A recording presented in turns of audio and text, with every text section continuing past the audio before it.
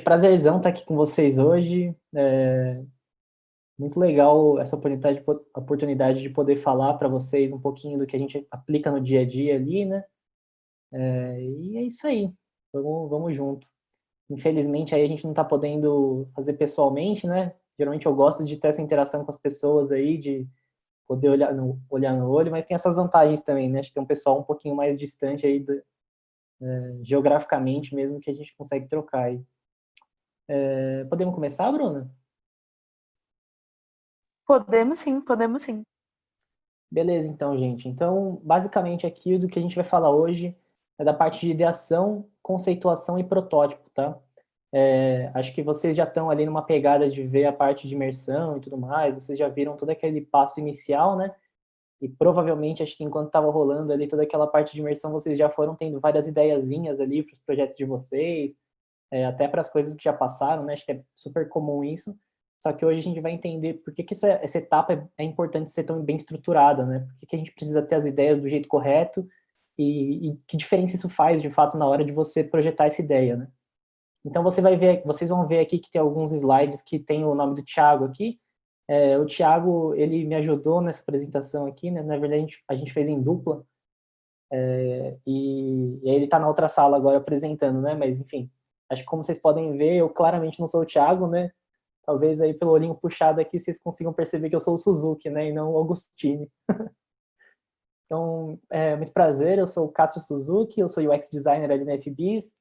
E aí mandaram colocar uma curiosidade aqui, eu vou colocar a curiosidade mais triste que tem, né? Que eu sou São Paulino, né? Então, acho que já tem uns 10 anos aí que eu só sofro, né? Não torço mais. Mas, enfim, fazer o quê, né? Por isso que a gente tem que descontar no trabalho depois, né?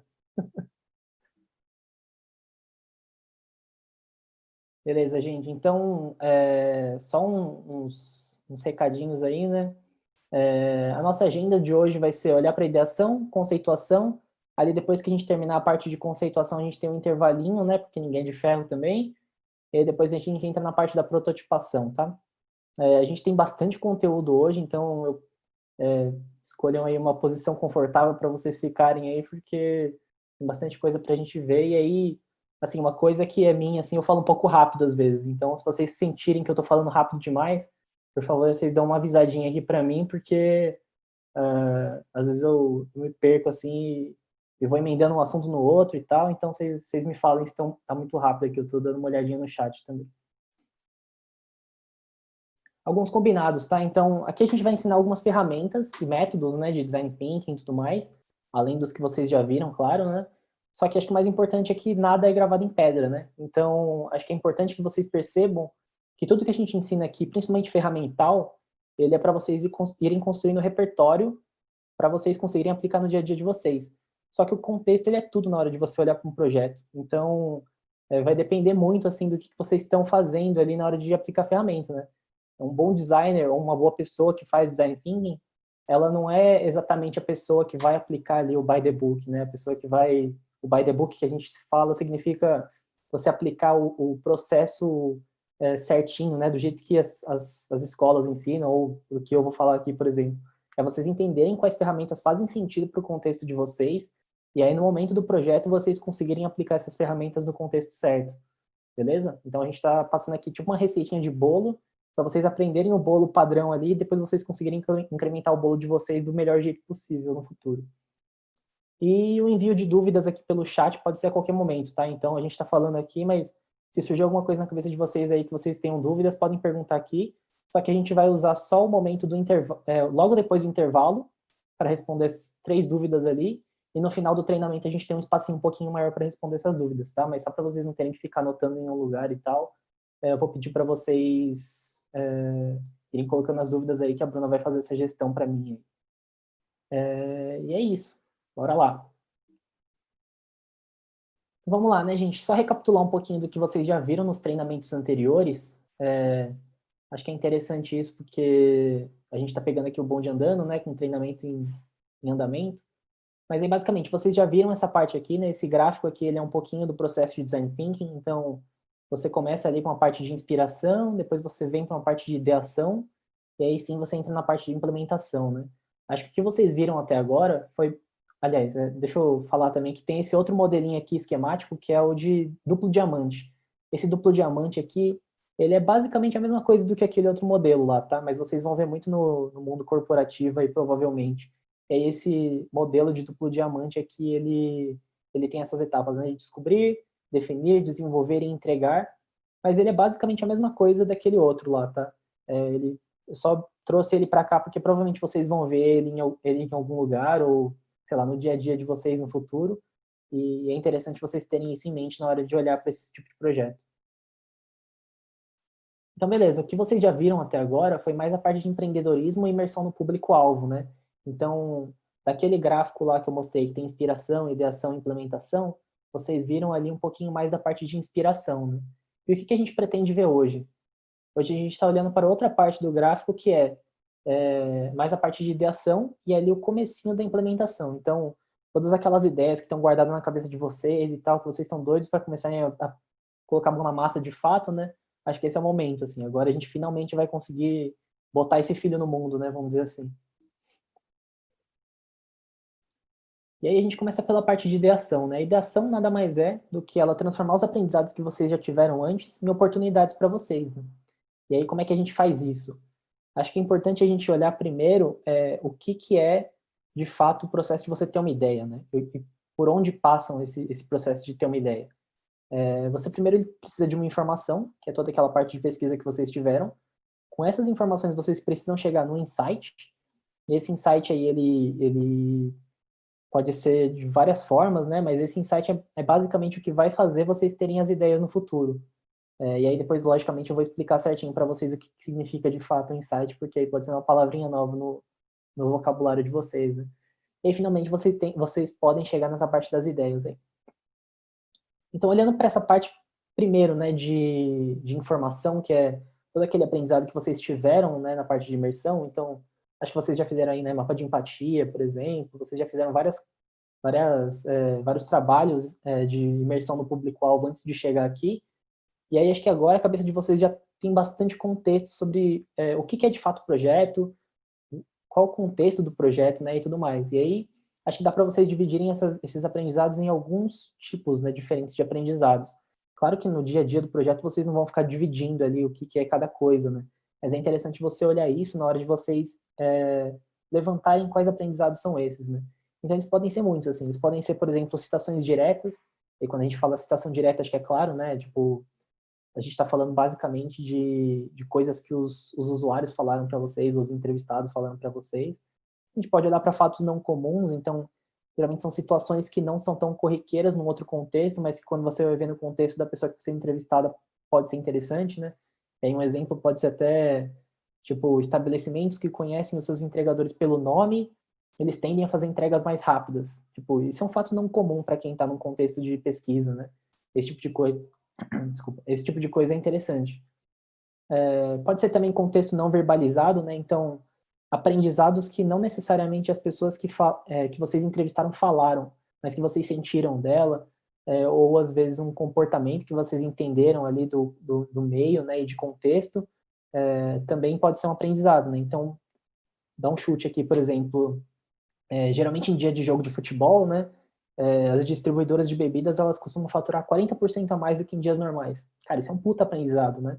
É, e, e esse é um contexto não verbalizado, né? Porque às vezes você não vai ouvir de uma pessoa falando que de fato aumenta, mas você vai perceber esses movimentos ali. Leis e regulamentações, então, provavelmente quando você vai fazer um projeto para entender algum contexto de um produto ou serviço específico, ele vai estar dentro de alguma categoria, essa categoria ela vai ter suas leis e regulamentações próprias, né? Então, sei lá, se vocês estão olhando mais para uma parte de vestuário, provavelmente a parte de vestuário vai ter as leis e regulamentações e tal de mercado, e é importante que vocês entendam tudo isso para ficarem ligados aí durante o projeto. Motivações, acho que é autoexplicativo, né? Então, tudo aquilo que motiva as pessoas a fazerem o que elas fazem. E aí, quando a gente fala de pesquisa, lógico, a gente tem que olhar muito para comportamento. E acho que o comportamento das pessoas, ele é vital para vocês conseguirem ter insights bons e terem ideias boas, né? E essas motivações são o que vocês estão buscando, na verdade. E rotinas, né? Que são coisas que as pessoas fazem ali no senso comum, no dia a dia e tudo mais. E aí, provavelmente, um grupo de entrevistados tem algumas rotinas em comum entre eles, né? É muito comum, por exemplo, você fazer uma entrevista com várias pessoas que você imagina que sejam diferentes, mas estão no mesmo contexto, e as pessoas falam as mesmas coisas sem combinarem, assim, e isso é meio que uma rotina, né? Você entender essas rotinas ajuda a entender os padrões ali desse mercado que você está entrando. E aí, como é que é uma boa forma de você organizar esses aprendizados, né? É interessante vocês encontrarem temas dentro desses aprendizados aí, porque esses temas ajudam ajudam vocês a ter uma visão um pouco mais macro, né? Uma lente de aumento um pouco mais de longe, assim, para vocês entenderem quais são as categorias maiores, ou os macro temas ali dentro, né? E aí aqui a gente traz um exemplo para vocês. Por exemplo, se a gente traz esse aprendizado aqui que você pode ter encontrado numa pesquisa. A gente traz aqui, para a maioria das pessoas, a ir no mercado para comprar bebidas, o que mais importa é fazer isso o mais rápido possível para que a bebida chegue gelada em casa. Então, beleza, a gente tem um aprendizado aqui, né, que as pessoas vão no mercado, mas o que é importante para elas é que eles cheguem rápido para conseguir tomar a bebida ali gelada e do jeito certo para eles, né? Se a gente olhar essa frase aqui, essa construção, a gente consegue dividir em 3 macrotemas aqui, né? Que é essa parte do ir ao mercado, o mais rápido possível e o gelado em casa. Se você olha bem a fundo, talvez você encontre até mais temas, mas acho que esses daqui são os temas mais macro ali, né? E aí, beleza, a gente divide aqui entre idas ao mercado, agilidade na entrega e bebida gelada, que são aqueles temas que a gente encontrou dentro da frase. É nesse momento que você começa a separar todas aquelas coisas que a gente falou, aquelas categorias de aprendizados, né? Então, tudo que vocês aprenderam com os usuários de vocês, que entraram naquelas partes lá de citações indiretas, fatos não comuns, motivações, rotinas, contextos não verbalizados, leis e regulamentações, elas começam a se encaixar nesses macrotemas, né? É lógico que no dia a dia, dificilmente você vai ficar olhando uma frase e ficar separando em tema, assim, né? Geralmente o que acontece você vai tendo os aprendizados, você vai anotando, por exemplo, nos post-its cada aprendizado que vocês têm, e aí na hora de vocês separarem, vocês vão agrupando nesses temas, né? E aí acho que fica fácil, porque, como eu falei antes, é muito comum a gente ter alguns contextos que são comuns para todas as pessoas que estão sendo entrevistadas, né? Então, vocês vão acabar encontrando temas que se repetem, assim, durante a entrevista. E separar esses temas são importantes para a gente ter essa parte do insight. E aí, beleza, a gente tem organizado ali toda a nossa camada de aprendizado, né? Talvez a gente está até repetindo algumas coisas que vocês viram no último treinamento, né? Porque é uma parte de imersão no público-alvo aqui, mas a gente aqui está tentando mais interpretar o que vocês aprenderam do que, de fato, anotar, né, os aprendizados, de fato. Então, na parte de insight, basicamente, o que é um insight? Insight não é uma ideia. E tem muita gente que confunde, né? Tipo, chama ideia de insight e vice-versa e tal. Mas, na verdade, o insight ele é parte de uma ideia. Ele é tipo a construção da ideia. Antes de chegar na ideia, você tem um insight, né? E aí, para você obter os melhores resultados na hora de formar insights, é importante você exercitar o seu pensamento lateral. O que é esse pensamento lateral? Ele é explorar diferentes perspectivas em direção de uma solução. Então, é muito comum, quando a gente está olhando para um contexto de pesquisa, você ter ali um direcional muito reto, né, em linha reta de pensamento. Né? Só que, na verdade, você precisa expandir esse contexto. Né? Você não quer entrevistar, tipo, uma pessoa de uma categoria, sei lá, vamos supor que você está entrevistando pessoas de um delivery, de delivery de bebida, por exemplo. Se você entrevistar só olhando e pensando nesse caminho de delivery de bebida, você vai perder todo o contexto que está ao redor desse mundo, que é de... Então, de repente, você pode olhar, tipo, putz, o que tem a ver com delivery de bebida? Cara, às vezes, os entregadores, eles têm a ver. Então, putz, olha para os entregadores também. Às vezes, a distribuidora também tem a ver. Putz, olha para a distribuidora. A gente tem vários temas gigantes, né, e universos paralelos ali enquanto a gente está fazendo a entrevista que podem ajudar na hora de formar um insight. E aí é basicamente isso que a gente tem aqui de exemplo, né? Então, vamos supor que você está fazendo uma pesquisa ali que é como ter acesso a uma bebida de forma mais rápida. E vocês estão tentando encontrar e juntar os aprendizados ali. Então, tipo, vocês começam a levantar algumas hipóteses. E se a bebida, ela pudesse... E se a pessoa, ela pudesse pedir uma bebida sem sair de casa, por exemplo? Já que ela está querendo uma bebida de forma mais rápida. Ela podia escolher a bebida que quer pelo celular. Talvez o serviço que a gente está prestando aqui, ele podia buscar a bebida escolhida direto no mercado para a pessoa. Parece interessante, né? Já que ela está querendo a bebida de forma mais rápida. E também o entregador podia levar a bebida diretamente na casa da pessoa, né? Acho que esse é um pensamento, talvez ali é o pensamento direto que a gente teria na hora de formular essas coisas, né? Mas a gente percebe que já tem muitos players no mercado fazendo isso hoje em dia, né? Então, Rappi, iFood, James, 99, todos eles fazem esse serviço, né? Só que qual que é o pulo do gato aqui? A gente tem muito insight, a gente tinha, né, na verdade, porque agora talvez a gente tenha solucionado isso, mas a gente tinha muito insight despercebido ao redor desse universo aqui de entrega de bebidas, né? E aí o que acontece? Se a gente começa a conectar alguns pensamentos laterais, que é isso que a gente está tentando exercitar aqui nesses aprendizados, a gente começa a levantar outras hipóteses que a gente não traria num contexto normal. Então, por exemplo, e se o pedido ele conectasse estabelecimentos dentro do próprio bairro do cliente? Pô, isso aí poderia ser muito, muito massa, porque você estaria bem mais próximo já do cliente, né? O ponto de partida ele seria muito melhor. Mas e se a gente pensasse numa forma de fazer isso chegar na casa do cliente em até 30 minutos? E aí, tipo, para isso a gente teria que ter algum critério, né? Pô, e o mais interessante, assim, e se a bebida chegasse gelada para o consumo do cliente, né? Acho que aqui é o pulo do gato, porque a gente começa com uma pergunta de como a pessoa tem acesso a uma bebida de forma rápida, mas se você começa a se questionar por que, que a pessoa está querendo uma bebida de forma rápida? Cara, agora é sábado, 5h25 da tarde ali, tô vendo um treinamentinho do pontapé empreendedor, pô, acabou o pontapé aqui, o que eu vou fazer? Vou pedir uma cerveja. Então, o que, que eu quero? Eu quero, na verdade, é que ela chegue de forma rápida para que eu possa consumir na hora. E para consumir na hora, ela tem que estar gelada, né? Então, esse contexto, pensamento lateral, que é importante vocês terem na hora de pensar numa ideia. E aí, acho que, olhando para esse contexto, que o Zé Delivery, ele surgiu, né? O Zé Delivery, inclusive, é onde o Thiago, que fez essa apresentação comigo aqui, trabalha. Depois, quando soltarem os vídeos, vocês assistem ele falando a mesma coisa que eu aqui, mas às vezes de um ponto de vista um pouquinho mais interno ali, né? Talvez ele dê uns detalhes mais interessantes para vocês nesse sentido. Mas é isso, entendeu? O Zé Delivery ele surgiu porque eles conseguiram olhar esse contexto inteiro, né? Olhando esse pensamento lateral e tudo mais, sem ser essa linha reta só. E aí, assim, acho que um aprendizado é que a fase de ideação ela ajuda a olhar para o problema de uma forma mais madura, né? Acho que se vocês terem as ideias, se vocês pegarem as ideias que vocês tiveram ali na fase de imersão e já tentarem implementar elas, provavelmente essas ideias elas vão estar muito cruas ainda, né? Então é bem interessante que vocês amadureçam melhor essa ideia. E aí, acho que quando a gente fala de amadurecer a ideia, a gente olha para esse esquema que talvez vocês já tenham até visto, né? Mas que é de você observar se o problema ou a hipótese ele foi validado antes. Então, você tem ali um problema inicial, e você vê, se ele não foi validado com a pesquisa, putz, de repente dá para a gente ajustar o problema aqui e avançar para a próxima fase, porque você encontrou outro problema para atacar. Agora, se você perceber que você vai ter que reformular o problema, vale a pena talvez você voltar para a fase de imersão e rodar de novo toda a parte de pesquisa para entender se de fato o seu problema ele foi validado ou não.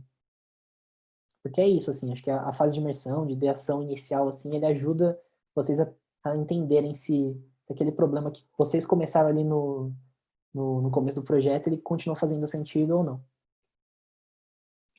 E aí as ideias, elas são basicamente o resultado de uma combinação e síntese, né, de diferentes insights voltados para atender determinados critérios de design para o serviço ou produto. Então, esse aqui é o resumo de tudo que a gente falou até agora, né? Então, pô, pega todos os insights e é com esses insights que a gente vai olhar para nossas ideias, né? E como é que a gente faz isso? Bom, vocês têm os insights obtidos ali, vocês precisam começar a definir critérios, que é orientar a ideia que vocês vão ter no futuro. E aí aqui a gente pode falar, por exemplo, putz, a cerveja ela precisa chegar gelada para consumo imediato. As entregas elas precisam acontecer em uma média de 35 minutos. O preço da cerveja ela precisa ser competitiva com o mercado. Esses critérios aqui são coisas que vão delimitar as ideias de vocês, né? E vão ajudar vocês a elaborar ideias mais voltadas para quem vai buscar de fato esse serviço ou produto no futuro, né? Então, perceba que o insight, ele está meio que colocando tudo dentro de uma moldurinha ali. Então, todas as ideias que vocês tinham, agora vão ter que estar dentro dessa moldura para fazer sentido para o usuário. E aí, nesse caso aqui, putz, um aplicativo que conecte o pedido diretamente com a distribuidora local e não para o entregador, né? O aplicativo que entende o volume de demanda de todas as pequenas distribuidoras e negocia um valor competitivo com a indústria das bebidas. um aplicativo que vai encaminhar o pedido para distribuidoras no máximo um raio de 5 quilômetros. Cara, tudo isso aqui, ele é basicamente a definição dos critérios que vocês tiveram antes ali para entrar nessa parte de ideias, né? E aqui um ponto muito importante na hora de você pensar ideação, é que gerar boas ideias requer pensamento divergente, né? Geralmente a gente entra na nossa bolha ali, e essa nossa bolha, ela geralmente tem pensamentos muito parecidos, né? Isso é terrível, porque no final das contas a gente vai enviesar a nossa solução de acordo com o que a gente tem de passado, né? Então, nenhuma pessoa é exatamente igual a outra pessoa, né? Então, cada um tem a sua vida, cada um tem o seu jeito de pensar. E essas coisas e experiências, elas acabam sim influenciando na hora da gente ter ideias, né? E aí a gente pode até ver alguns exemplos esdrúxulos, né, que tiveram no passado, por exemplo, que é tipo essa campanha publicitária da cólica menstrual, né, de remédio para cólica menstrual, que fizeram uma campanha publicitária falando ali, tipo, hashtag sem mimimi, né? Você vai tomar o remédio e você não vai sentir cólica menstrual. Só que, cara, tipo, imagina, se eu pensasse essa campanha, talvez eu olhasse e falasse assim, beleza, faz sentido. Agora, se a minha irmã, que, tipo, todo mês tá ali urrando de dor, né, de cólica menstrual, olhasse isso e ela falasse assim, pô, mas vocês estão falando que o que eu tô sentindo aqui é mimimi, tipo assim, cara, não faz nenhum sentido, né? E aí, esse pensamento divergente é importante vocês terem na mesa, né? E aí, de novo, né? Esse comercial aí, ele acho que saiu do ar em uma semana, porque, putz, fracasso total, né? E também a gente tem um exemplo clássico aí do Windows Phone, né? Não sei se alguém aqui que está na sala já teve a tristeza de ter um Windows Phone. Espero que não, né?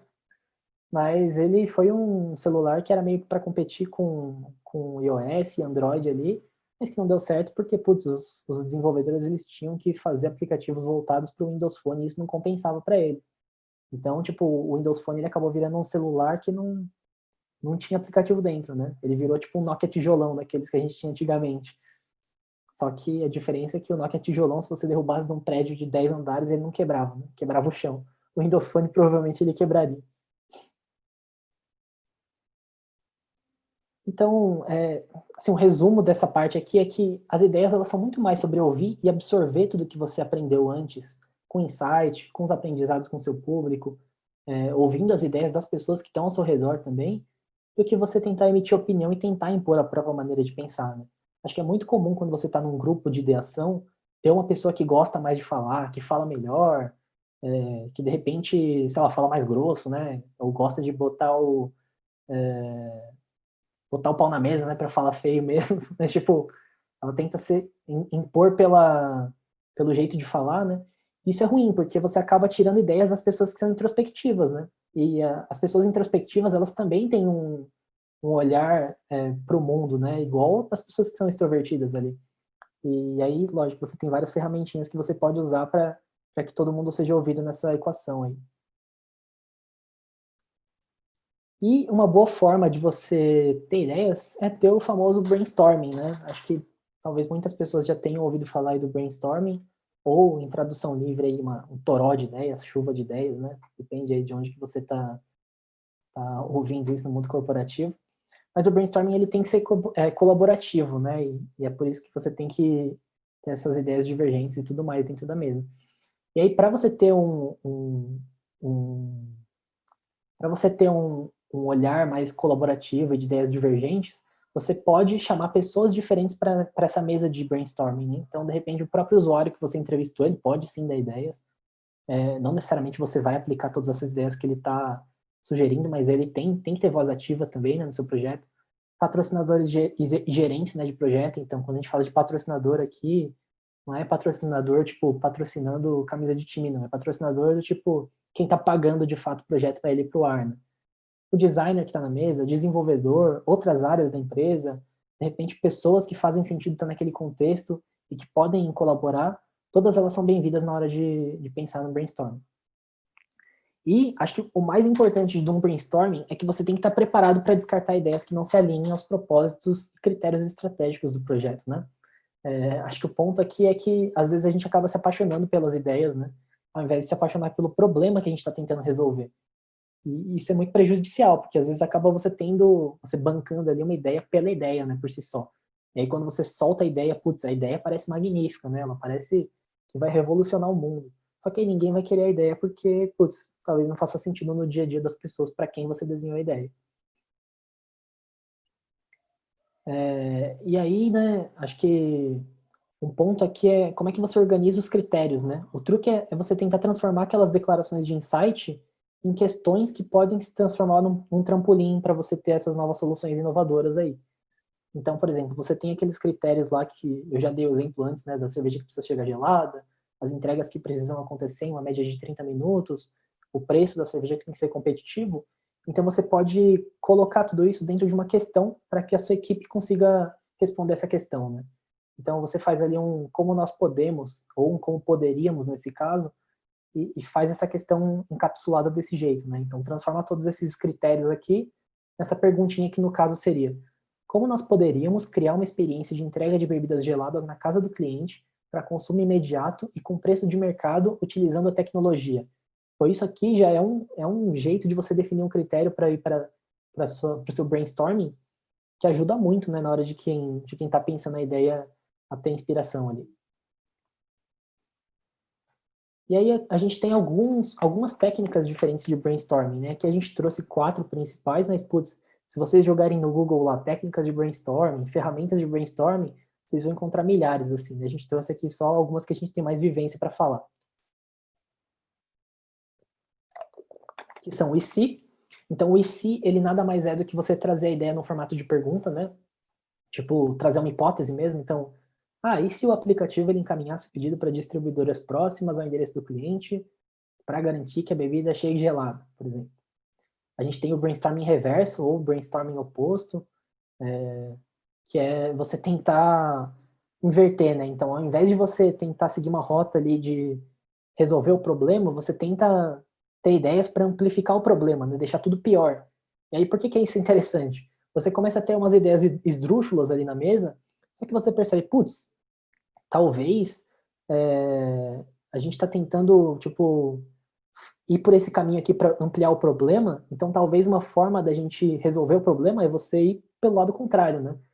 E, assim, parece que não faz muito sentido quando a gente está falando aqui, mas quando você vai para a prática, você vê que faz sentido, de fato, né? A gente tem o Crazy Eights, que é basicamente quando você está pessoalmente ali fazendo, né, presencialmente, você divide uma folha sulfite em 8 pedacinhos ali, né? Dobra ela de forma que fique 8 espacinhos ali na folha sulfite. E aí você dá 5 minutos para o seu grupo responder aquela questão que a gente teve lá. Só que aí a pessoa tem que responder essa questão gerando 8 ideias totalmente diferentes ali nesses 8 espacinhos da folha sulfite. E aí vai de cada um, né? Então pode ser que seja escrito, pode ser desenhado, mas a ideia é que sejam ideias totalmente diferentes nesses 8 espacinhos. E a gente tem o 4-4-4, que é um pouquinho mais complexo, mas que ele serve muito bem para quando você está com um grupo muito grande de pessoas tentando fazer um brainstorming e você está querendo priorizar só algumas ideias, né? Então, por exemplo, você tem ali um grupo de 8 pessoas, vai, e você está querendo sair desse grupo com 4 ideias. Putz, aplica um 4-4-4 que é sucesso, porque como é que você vai fazer? Você pede para essas 8 pessoas terem 4 ideias em silêncio cada uma, 4 ideias diferentes, né? Então vamos fazer uma conta de padeiro aqui rápida, né? 8 vezes 4. 32 ideias você vai ter naquela mesa, né? Imagina se você fala assim, tá, agora dessas 32 a gente precisa só de 4. O pessoal vai começar a se degladiar ali, né? Vão começar a se bater, vai ter briga e tal. Como é que você faz isso de uma forma mais organizada, né? Organiza uma primeira rodada, separa as pessoas em duplas. Então, cada dupla vai ter 8 ideias, né? Porque são 2 pessoas com 4 ideias cada. E aí você fala assim, cada dupla precisa sair dessa rodada aqui com 4 ideias só. E aí, para isso, você pode fazer o que vocês quiserem, a dupla que escolhe, né? Vocês podem ou combinar ideias para virar uma só, ou vocês podem eliminar as ideias que vocês acham menos importantes, ou vocês podem elencar as ideias que vocês acham mais importantes para serem as 4, né? E aí vai de cada um. Passada essa primeira rodada, você vai ter quatro ideias com uma dupla, 4 ideias contra a dupla, e aí, enfim, assim sucessivamente até chegarem nas 8 pessoas ali, né? Você faz mais uma rodada, só que aí agora as duplas formam duplas, né? Então, tipo, o que antes era uma dupla, agora vai virar um grupo de 4 pessoas ali. Então, essas 4 pessoas, elas vão se juntar vão juntar as 4 ideias que cada dupla tinha, e elas têm que sair dessa rodada com 4 ideias só. E aí, do mesmo processo. Elas podem discutir ali entre elas e tentar priorizar, tentar matar alguma ideia, ou escolher as mais interessantes ali, ou elas podem juntar as ideias e tal e sair com 4. E você vai repetindo esse processo até que o grupo inteiro tenha um consenso de 4 ideias só. E aí acho que esse é um momento que você chega e percebe, putz, eu tenho um grupo de 8 pessoas que conseguiu pensar em conjunto em 4 ideias, né, principais e um consenso, principalmente, né, sem que ninguém tenha a sua voz silenciada ali dentro. E para a gente dar uma animada aqui, porque imagino que agora já tem a gente abrindo a boca, né, sábado à noite, aí, sábado comecinho da tarde, a gente vai fazer uma dinâmica rapidinha de brainstorming. Então, a gente vai olhar para o seguinte problema, que acho que talvez vocês já tenham visto no último treinamento, né? Ou não. Como que a gente pode criar uma experiência para estimular as pessoas a fazerem exercícios no tempo livre em casa usando a tecnologia? Esse problema aqui, a ideia é que vocês discutam ele na sala do Zoom de vocês, né? A Bruna ela vai separar os grupos aí automaticamente e vocês vão ter 5 minutos para pensar nisso. Só que o ponto é, vocês não vão ter só ideias, vocês vão ter que usar a técnica do brainstorming reverso, que é aquele que eu apresentei no slide anterior para vocês. E aí o que é o brainstorming reverso? Vocês têm que pensar em tudo aquilo que pode piorar o problema deles, né? Então, nesse caso aqui, como que a gente pode criar uma experiência para desestimular as pessoas a fazerem exercícios no tempo livre em casa usando a tecnologia? E aí aqui eu trouxe uns exemplos para também não deixar vocês na mão, né? Mas, por exemplo, mandar um cupom de pizza no começo do exercício, bloquear a internet quando abrir o aplicativo, emitir sinais sonoros durante o exercício para causar distração, enfim, botar o The Office para tocar ali, né? Porque todo mundo sabe que The Office vicia. Enfim, é isso aí. Bruna, você consegue separar o pessoal no grupo? Perfeito. Vai ser em duplinhas? Putz, acho que a gente podia fazer num grupo maior, viu? De repente um grupo de 4 pessoas ali, para eles Perfeito. terem uma discussãozinha. Tá, deixa eu só fazer aqui um cálculo. Temos 75 pessoas. Boa. E aí, pessoal, a ideia é que nesse grupo aí que vocês estão, vocês tenham essas ideias de como desestimular as pessoas a fazerem exercícios. E, por favor, alguém anota essas ideias e vai jogando no chat depois quando vocês voltarem para cá, para a sala principal, tá? Porque aí a gente vai dar uma lida aqui e de repente a gente se diverte mais junto. Beleza? Boa. Ó, estou criando vocês, galerinha. Só um instantinho.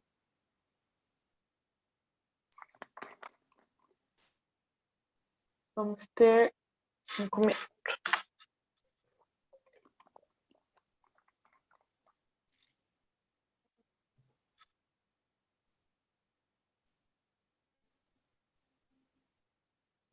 Bom, galera, boa atividade. Estamos mandando vocês para a sala.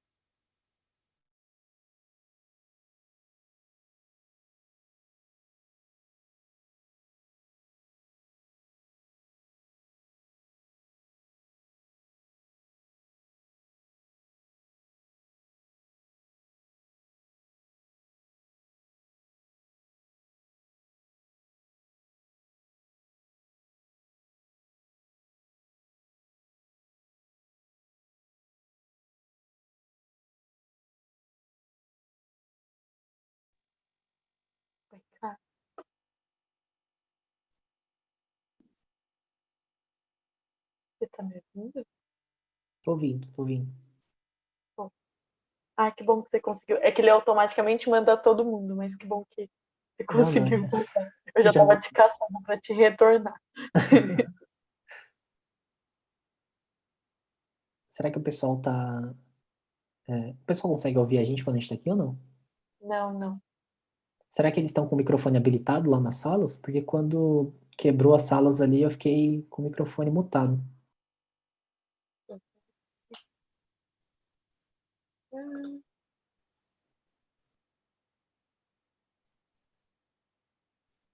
Ó, eles estão com a autorização para que eles se desmutem. Pode mandar uma.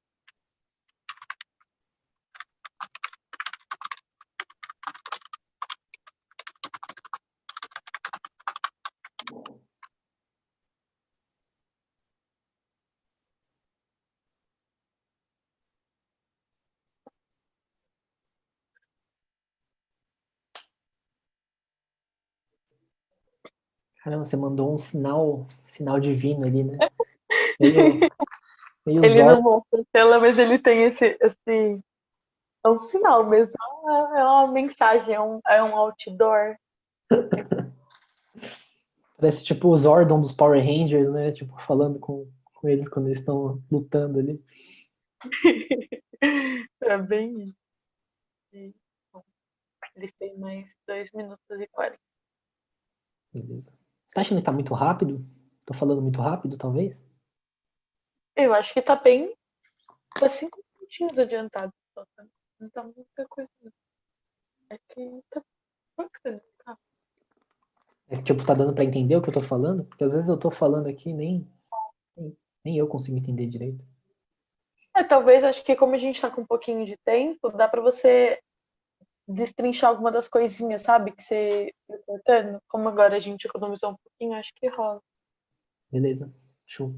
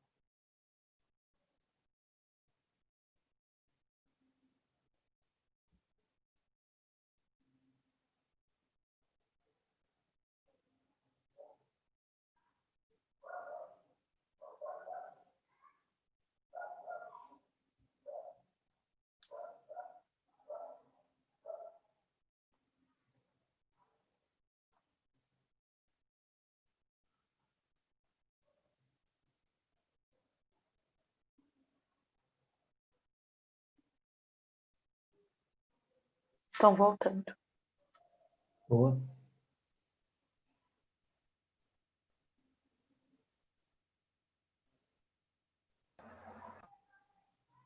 Bom, pessoal, voltando. Muito rápida.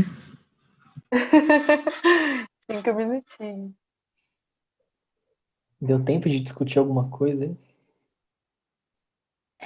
Mais ou menos. Pode colocar no chat? Pode. Todo mundo tá aqui. Volta.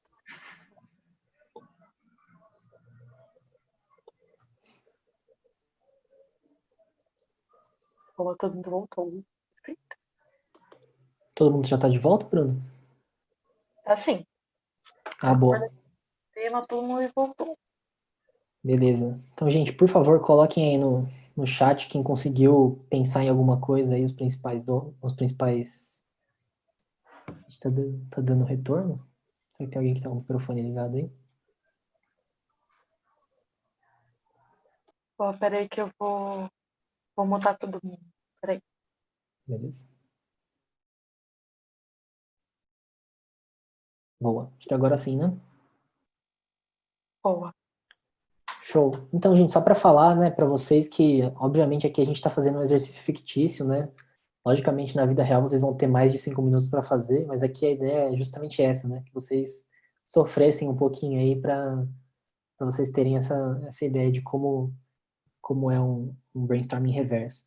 Então, vou ler alguns aqui, sei lá, você quer escolher algum aí, Bruno? Tô vendo que você tá se divertindo com as respostas aí, talvez você tenha visto melhor do que eu.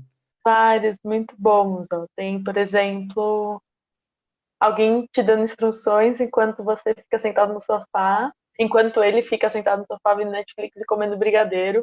Foi a Julia Marques que disse, que maravilhoso.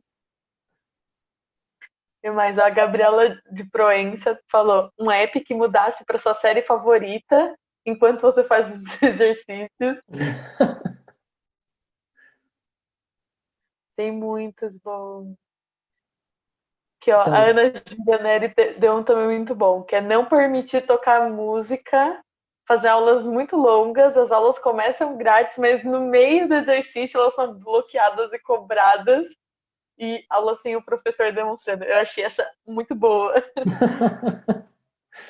então agora, acho que agora vocês vão conseguir olhar um pouquinho melhor para que serve, né, o brainstorming reverso. Por exemplo, esse exemplo aí que apareceu agora, de cortar a sua aula no meio para cobrar, cara, isso aí é muito comum em vários aplicativos, né? E aí quando você faz um brainstorming reverso, você percebe, putz, seria horrível uma experiência dessa. Então o que a gente tem que fazer? A gente tem que evitar totalmente essa experiência. Então ali na hora de você ter a ideia, você já coloca ali um aviso, né? Tipo, de repente até um critério na hora de você ter a ideia. De, cara, a gente não pode cortar a aula antes de acabar ela, né? Qualquer aviso que a gente for dar, a gente dá no final. Ou, por exemplo, eu vi que teve muitos que saíram sobre séries, né? Que, tipo, acho que todo mundo aqui curte, né? Assistir um Netflix. Provavelmente tem gente aí que pausou o Netflix para entrar aqui agora na sala, né? Mas aí, basicamente, a gente pode olhar e falar assim, cara, tipo, é um puta de um desmotivador você... Desmotivador de fazer exercício, né? No caso. Você ficar com vontade de assistir série ali no meio. Então, de repente, a gente podia trabalhar isso, né? Não sei, tipo, lógico que eu não vou conseguir ter uma ideia boa o suficiente, mas, pô, de repente você tem algum incentivo ali para que a pessoa, sei lá, ganhe uma série grátis depois que acabou o exercício, né? Tipo, para você ser incentivado ali a fazer exercício, algo do tipo, assim, né? Acho que é assim que começam as boas ideias, né? Com o brainstorming reverso ajuda bastante. Beleza, gente? Então, vamos seguir que tem bastante conteúdo para vocês ainda. Só dar uma hidratada aqui. O tempo tá meio seco em São Paulo, né? Beleza. E aí, depois de cada sessão dessa, né, de ideação, conceituação, prototipação aqui de vocês, a gente trouxe uns slides para vocês, alguns leve com você ali no final, né, que é basicamente o resumo do que a gente falou. Então, o da Eu acho que ideação... tá vendo a sua tela. Ah, verdade, preciso compartilhar aqui. Oh, cara, incrível, né? Já tô me sentindo um idoso confuso com a tecnologia aqui, tá difícil. É um clássico, eu achei que era eu que não tava vendo. Eu falei, não, peraí, deixa eu conferir aqui pelo computador. Não, Não, tá tudo ainda bem certinho que você agora, avisou. tá? Tá tudo certo. Beleza, bora lá. Peraí que o tio tá confuso aqui ainda. Deixa eu só abrir as anotações aqui.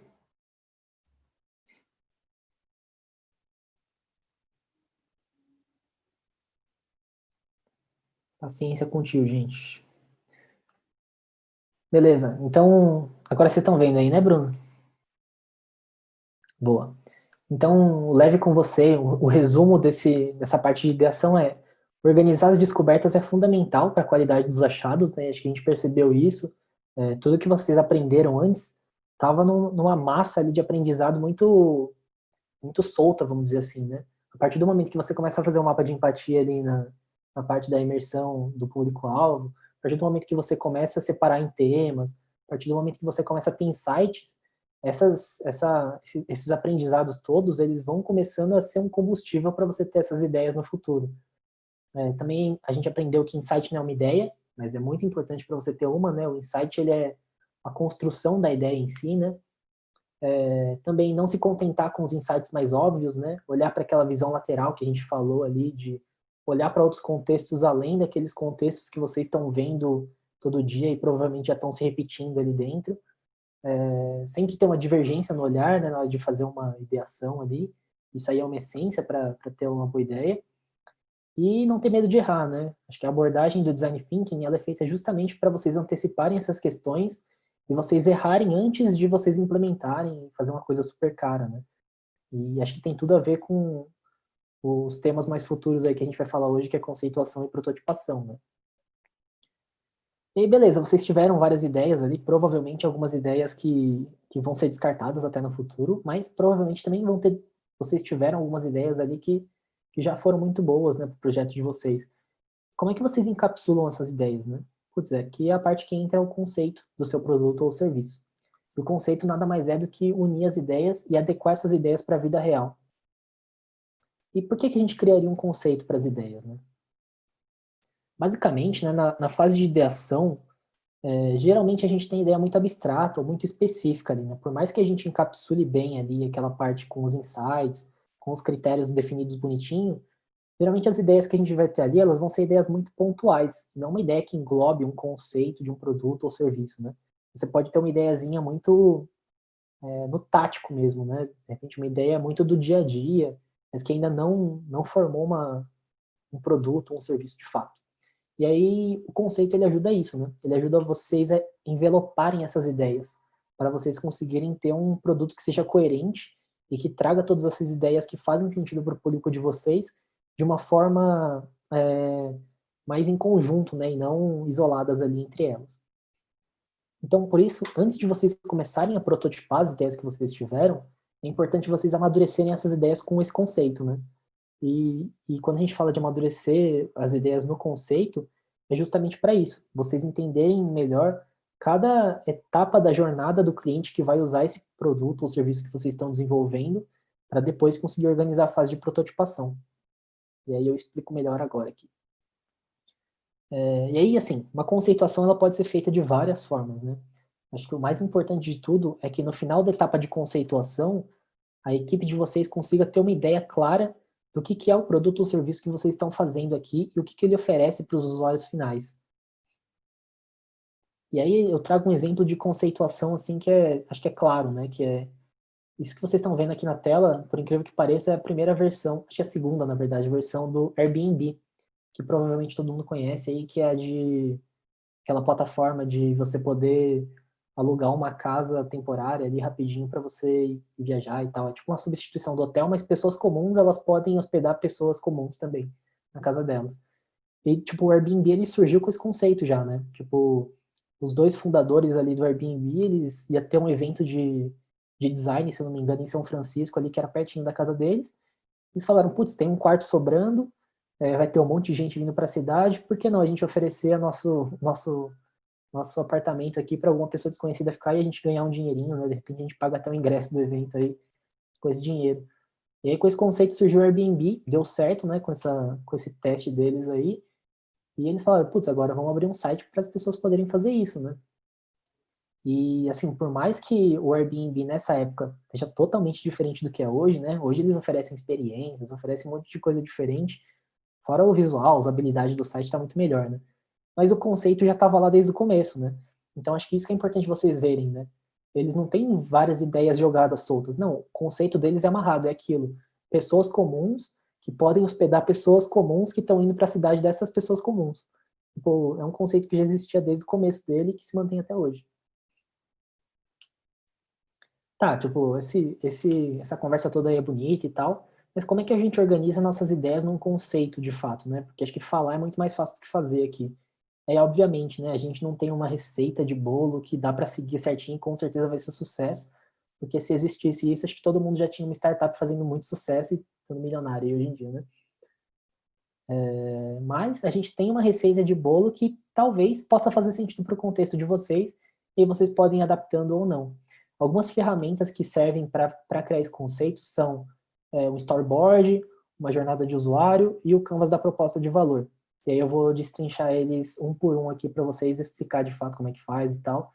Assim, essas ferramentas aqui, elas são muito mais fáceis vocês fazendo de fato do que vocês ouvirem uma pessoa falando como faz. Mas infelizmente a gente não vai ter tempo aqui de fazer outras dinâmicas e tal, porque tem muito conteúdo para passar ainda. Mas a minha recomendação de verdade é que quando vocês forem pegar o projeto de vocês para fazerem, vocês apliquem essas ferramentas aqui para vocês entenderem como é que faz. Esses slides aqui, eles estão bem explicadinhos justamente para isso, para virar um material de apoio para vocês mesmos depois aplicarem isso no projeto de vocês. Então, storyboard, né? O storyboard, ele é bem o nome, ele é bem autoexplicativo também, né? Ele é basicamente uma história em quadrinho. E para que serve esse storyboard aí? Ele ajuda vocês a identificarem diferentes tipos de cenário de uso para as pessoas dentro de um produto ou serviço. E ele facilita a visualização dos diferentes tipos de jornadas ali dentro, né? E aí, beleza, tá parecendo que eu tô falando em inglês aqui, né? Mas quando a gente fala de olhar para diferentes cenários de uso, eu vou trazer, por exemplo, um cenário de uma loja virtual, um e-commerce, que vende seus produtos ali. Pô, você pode ter um cenário ali e olhar para a jornada de uma pessoa que está indo fazer uma compra nesse e-commerce. A pessoa vai lá, liga o computador ou liga o celular, sei lá, entra no site do e-commerce, faz uma compra, espera o pedido, recebe o pedido, blá, blá, blá. Só que, além dele, dentro desse fator de e-commerce, a gente tem várias outras pessoas envolvidas, né? E várias outras personas também. Então, por exemplo, a gente tem a distribuidora do produto que está fazendo isso. Então, pô, como é que funciona, será uma jornada de uma pessoa que está fazendo um produto para ser vendido nesse e-commerce? Tá, provavelmente o consumidor final vai lá, compra no e-commerce, o e-commerce manda um aviso para quem está vendendo esse produto, essa pessoa que está vendendo o produto sabe que alguém comprou no endereço tal, ela manda o produto para essa pessoa nesse endereço tal, e aí sim, tipo, tem a jornada ali desse distribuidor, dessa pessoa que está vendendo o produto. Ou, de repente, a gente tem, sei lá, a jornada de quem está cuidando do site do e-commerce, né? Tipo, deu problema à meia-noite, então a pessoa vai lá, tem que ficar cuidando do sistema para que o e-commerce não caia e as pessoas recebam os pedidos dela certo. Ou a gente pode olhar para o cenário dos entregadores, né? De, putz, a gente recebeu um pedido de entrega nesse endereço, a gente tem que sair, buscar. Enfim, tipo, são vários cenários dentro de uma jornada, né? Acho que isso que é o mais interessante. E o storyboard, ele ajuda nisso.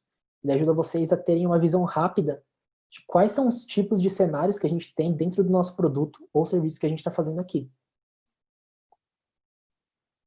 E aí, como é que você faz, de fato, um storyboard, né? Aqui a gente trouxe um passo a passo com um exemplo que talvez esteja bem didático para vocês entenderem.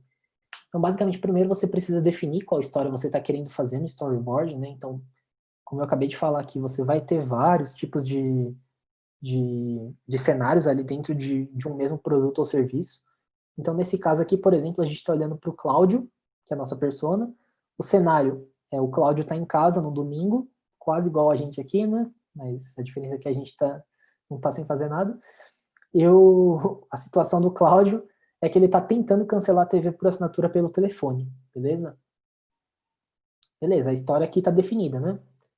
E aí a gente começa a ilustrar, de fato, com esses desenhos maravilhosos que realmente Pablo Picasso sente inveja. Mas basicamente aqui é o momento de você, de fato, desenhar o seu storyboard. E aí, como é que você faz isso, né? Você olha para essa jornada que você está tentando entender, do Cláudio tentando cancelar a TV por assinatura pelo telefone no domingo, e desenha os principais momentos ali dessa jornada dele, né? Então, o Cláudio, ele pega o telefone, ele parece estar disposto a resolver os problemas dele nesse dia. Essas anotações são importantes porque aí você pode delimitar de fato esse sentimento dele, né? Então, nesse caso, putz, cara, é domingo, não tem mais nada para fazer e eu quero muito resolver as pendências da minha vida. Então eu vou lá cancelar minha TV por assinatura. Beleza, aí próximo quadrinho, tá ali o Cláudio com a cara meio de triste, deitado no sofá ali. E aí depois de um tempo o Cláudio, ele tá cansado, né? Porque ele tá até deitado no sofá enquanto espera alguém atender ele. E aí, no terceiro quadrinho, putz, mais de meia hora depois do início da primeira tentativa, ele desiste e desliga a chamada frustrado, né? Então, só com esses quadrinhos a gente já percebeu que nessa jornada de tentar cancelar a TV por assinatura, o Cláudio, ele passou de um momento que ele estava empolgado, ali, disposto a resolver os problemas dele nesse dia, para tipo, uma falha na tarefa que ele estava tentando fazer e uma frustração grande nele, né? E aí, depois que vocês fazem esses quadrinhos, é o momento de vocês discutirem com a equipe de vocês, né? Então, não adianta nada vocês só fazerem esses quadrinhos e deixar por eles ali. A ideia do storyboard é justamente vocês conseguirem amadurecer a ideia de vocês, né? Igual a gente tinha falado ali, que a gente precisa dessa parte do conceito. E aí, como é que vocês fazem isso? Putz, discutam e tentem entender momentos e oportunidades nessa jornadinha do Cláudio aqui, né? Então, tipo, aproveita e rabisca mesmo o storyboard que vocês fizeram, ou criem quadrinhos novos ali no meio para entender momentos novos, tenham ideias novas, porque não é porque você chegou numa fase de conceito que você não pode ter mais ideias ali para entrar, né? Ou até tira ideias, né, que vocês acham que não faz sentido depois de desenhar no storyboard. Mas aí, sei lá, tipo, o Cláudio, ele pegou um telefone, putz, o telefone para um momento ali que você tem que ficar muito tempo esperando um atendimento, talvez não seja bom, porque você tem que ficar segurando ele aqui na orelha, com a mão levantada, e aí, putz, cansa o braço. Será que não seria melhor a gente fazer, tipo, sei lá, sugerir pro Cláudio ligar o Viva Voz, porque aí pelo menos ele consegue deixar na mesa lá tocando enquanto isso. Ou, putz, a gente podia fazer o atendimento tocar uma musiquinha baixinha, só para deixar claro pro Cláudio que ele ainda tá na ligação ali, esperando, enquanto isso ele pode ficar assistindo a Netflix dele ali e tal, e aí, quando ele for atendido, ele vai no telefone e retorna, né? Acho que são essas coisas que vocês precisam ter na hora de olhar para um storyboard, né? Tentar incrementar a ideia de vocês ali e tal. E beleza, né? Storyboard tá feito ali, a gente já viu todos os cenários que a gente queria, a gente delimitou bem as nossas ideias, tivemos ideias novas ali e tal, mas tem um cenário ali que o storyboard por si só ele não está conseguindo explicar muito bem, porque o storyboard ele é meio superficial. Como é que você faz para entrar no detalhe desse storyboard, né? Como é que você consegue detalhar uma jornada específica? É para isso que serve a nossa ferramentinha aqui, Jornada do Usuário. Não só para isso, né? Mas também pode ter essa utilidade. A jornada do usuário, ela é basicamente um diagrama que você vai conseguir olhar oportunidades, dores, pontos de contato que a sua marca vai ter com o usuário, seu produto, né, o serviço vai ter com o usuário, e aí você tem essa visualização dividida por etapas, né, porque facilita muito na hora de você tentar pensar se está oferecendo uma experiência de fato interessante ou não para as pessoas. E também ela serve para você mapear hipóteses testáveis que a equipe pode ter em relação ao produto ou serviço dividido por etapa de novo. De novo, tá parecendo que eu tô falando inglês, mas vamos lá tentar explicar isso aqui melhor. Como é que você faz uma jornada do usuário? Aqui, de novo, definir o foco da jornada é o primeiro passo. Então, é igualzinho do storyboard, né? Você tem que definir ali a persona que você está olhando, o cenário que você está olhando e a situação que você está olhando. Aqui, para facilitar, eu peguei o exemplo do nosso pobre Cláudio de novo, que está ali em casa domingo tentando cancelar a TV por assinatura. Ele ainda não conseguiu cancelar, coitado. Depois a gente vai para começar a mapear os pontos de contato. O que são pontos de contato? Os pontos de contato, eles são de fato as etapas que o Cláudio está tendo ali. Então, se a gente fosse olhar para o storyboard, ele seria tipo cada quadrinho. Só que como a gente está falando de uma jornada, a gente consegue olhar para momentos até maiores assim do que propriamente só o momento que ele está tentando cancelar a TV por assinatura. Então, de repente, você pode mapear a jornada pré-cancelamento e a jornada pós-cancelamento também. Então, por exemplo, se a gente fosse mapear de fato, não uma jornada para o Cláudio tentando cancelar a TV por assinatura. Uma semana antes, o Cláudio ele lembra que ele precisa cancelar a TV por assinatura, né? Só que ele está ali no meio da semana dele. Então, a segunda etapa ali, o Cláudio ele anota em algum lugar para não esquecer de cancelar a TV por assinatura. Depois sim, no domingo, aí sim, beleza, ele busca o telefone da companhia na internet, para tentar achar lá o telefone para cancelar a TV. E aí depois sim ele liga para a empresa, enfim, aí vai infinito, né? E aí vocês podem ou detalhar mais ou detalhar menos. Acho que isso é uma decisão que a equipe de vocês tem que tomar de acordo com o contexto, né? Vocês têm que entender se vale a pena vocês detalharem cada etapinha do usuário ali, se as coisas que vocês estão tentando encontrar, elas estão nesses momentos menores, ou se, tipo, você mapear uma jornada um pouquinho mais geral já serve para vocês. Às vezes, dependendo do contexto que vocês estão, só a jornada do Cláudio tentando cancelar a TV por assinatura de fato já serve, né? E aí, beleza, vocês anotaram ali todos os pontos de contato do Cláudio, vocês sabem quem que é o Cláudio, blá, blá, blá. E aí chega o momento de vocês entenderem as dores do Cláudio, né? E aí, assim, de novo, aqui vocês não estão tentando adivinhar essas dores de cabeça, né? Vocês estão com uma pesquisa ali por trás, vocês já entrevistaram o Cláudio para definir quem que é essa pessoa, né? Aqui a gente só está trazendo um exemplo, mas na vida real vocês já teriam pesquisa e estariam embasados por isso vocês saberiam quais são as dores em cada etapa aqui da jornada. Então vamos lá. exemplificando aqui, putz, nessa etapa que é uma semana antes, o Cláudio ele lembra que precisa cancelar a TV por assinatura, de repente uma dor é que ele está ocupadíssimo com outras tarefas, e por isso que ele, quando ele lembra uma semana antes lá, ele não vai conseguir parar para cancelar naquele momento, né? De repente, na etapa que ele está anotando em algum lugar para não esquecer, o problema é que ele não tem um lugar para anotar, porque, sei lá, o Cláudio ele trabalha na feira, vamos supor. E aí na feira ali ele tem que estar movimentando o tempo inteiro, ele não tem um tempo para anotar em algum lugar que ele precisa cancelar a TV por assinatura. Chutando, tá?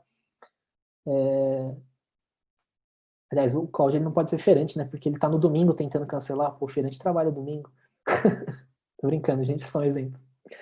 Na etapa de fato buscar o telefone, então a dor dele pode ser que, putz, o telefone não tá fácil de acessar ali no site, né? De repente o telefone ele tá muito escondido, e o Cláudio ele fica meio estressado porque ele não tá conseguindo encontrar o telefone no site. Essa é uma dor também. Enfim, aí acho que vai indo, né? Acho que já deu para entender mais ou menos o conceito, mas é isso. Vocês vão anotando as dores de cada etapa ali do Cláudio. Anotadas as dores, acho que, obviamente, vocês já passam para as oportunidades, né? Então, olhando para as dores, o que a gente poderia fazer para ajudar o Cláudio nessa empreitada dele, né? De repente, putz, a oportunidade ali no momento que ele está ocupado com as tarefas é, sei lá, a gente podia tentar ajudar ele a criar um lembrete. De repente ali está difícil dele encontrar o telefone no site, a gente podia ter uma sessão de cancelamento no site, né? Tipo, e aí, uma oportunidade, né? Se você for de uma empresa de TV por assinatura, você não está querendo que o cloud ele saia ali, né? Então, de repente, ali nessa página que você deixa o telefone de fácil acesso, você também pode falar das desvantagens que é quando você vai cancelar um TV por assinatura, por exemplo, né? Obviamente que não, se você está tentando promover a melhor experiência para o Cláudio, você não vai dificultar ele encontrar o telefone só porque você não quer que ele saia, né? Você tem que tentar convencer ele com argumentos razoáveis ali. E, enfim, aí vai indo também da criatividade de vocês aí na parte de oportunidades, né? Mas é sempre olhando as dores que o Cláudio ele está passando ali em cada momento da etapa da jornada e pensando nessas oportunidades em cima dessas dores aí.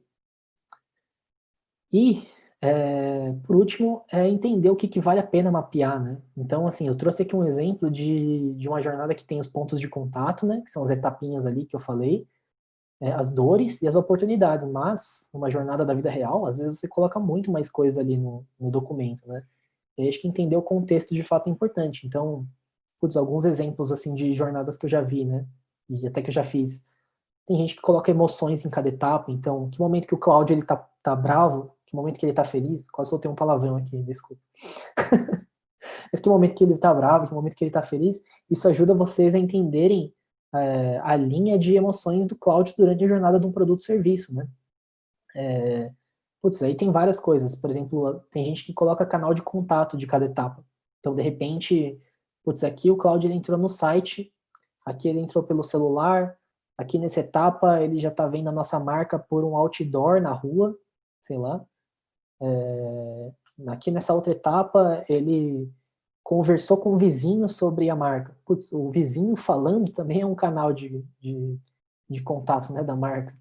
Então, essas coisas assim que vocês têm que entender se vale a pena mapear ou não. E nesse momento aqui é usar a criatividade mesmo, ser organizado, né, e tentar lembrar que o documento ele é vivo.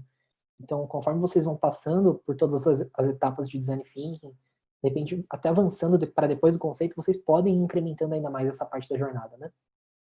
E uns exemplos, assim, eu coloquei só uns exemplos em inglês, porque foram os que eu encontrei na internet de fácil acesso, né? Mas, por exemplo, aqui, eles anotam até, tipo, experiências, ou que área da empresa é responsável por cada etapa da jornada, ou até as atividades que cada setor vai ter que fazer dentro de cada etapa da jornada. Tem um monte de coisa aqui. Mas, às vezes, tipo, você pode ter uma jornada muito mais simples, né? Tipo, esse aqui, eles só dividiram as principais etapas da jornada deles ali em etapas de consideração, exploração, comparação, teste e negociação.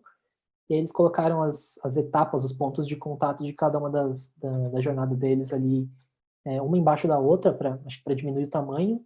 E eles trouxeram, olha que interessante esse aqui, eles trouxeram algumas falas do usuário para justificar essa linha de emoções aqui que eles colocaram, né?